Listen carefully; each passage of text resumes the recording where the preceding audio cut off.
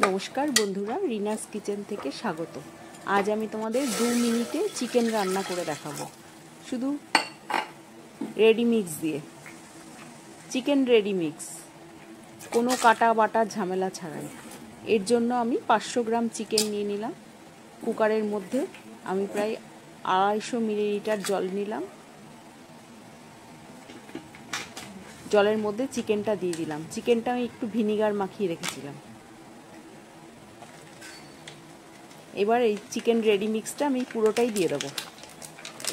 এই চিকেনের রেডি মিক্সটা 500 গ্রাম চিকেনে করার জন্যই প্যাকেটে পাওয়া যায়। শরীর খারাপ হলো কারুর হয়তো ইচ্ছা করছে না রান্না করতে, কাটা বাটা এগুলো কেনা থাকলে ফটাফট রান্না হয়ে যায়।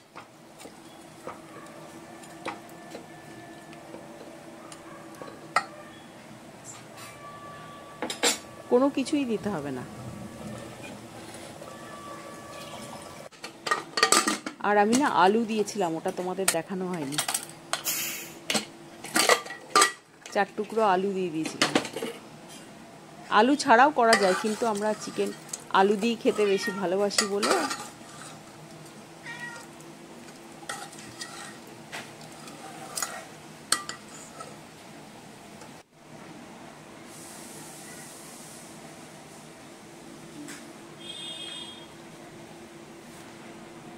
যদি তোমাদের রেসিপিটা ভালো লাগে তাহলে আমার চ্যানেলটাকে সাবস্ক্রাইব করো, লাইক করো।